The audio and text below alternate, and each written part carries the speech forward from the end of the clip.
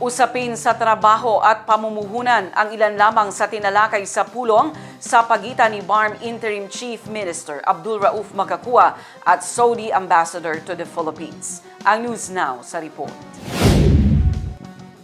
Mas pinalawak pa ng pamahalang Bangsamoro ang ugnayang pandaigdigan nito matapos makipagpulong si Abdul Rauf Makakua sa ambassador ng Saudi Arabia sa Pilipinas upang talakayin ang mga oportunidad sa trabaho at pamumuhunan para sa rehiyon. Isinagawa ang diplomatic meeting noong June 5 sa Makati City kung saan nakipagkita ang punong ministro ng Bangsamoro kay Faisal Ibrahim Al-Gamdi sa Royal Embassy of Saudi Arabia in the Philippines.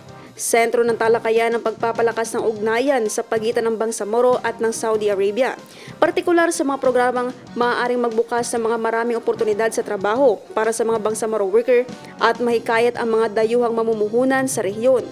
Ayon sa ulat, ibinahagi ng Saudi Ambassador ang patuloy na pangangailangan ng kanilang bansa sa mga manggagawa, bagay na nakikitang potensyal na oportunidad para sa mga Bangsamoro na naghahanap ng trabaho sa ibang bansa.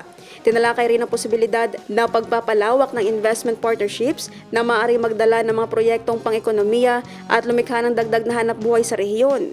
Nagpahayag din ang panig ng Saudi Arabia ng kahandaan nitong suportahan ng mga inisyatiba ng Bangsamoro government sa pamamagitan ng mas malawak na kooperasyon sa larangan ng employment at investments. Itinuring ng pamahalang Bangsamoro ang naturang pulong bilang mahalagang hakbang sa pagpapalakas ng international partnerships at pag-akit ng mga oportunidad na makatutulong sa pagpapasigla ng ekonomiya, pagpapalawak ng trabaho at pagpapabuti ng kabuhayan ng mga mamamayan.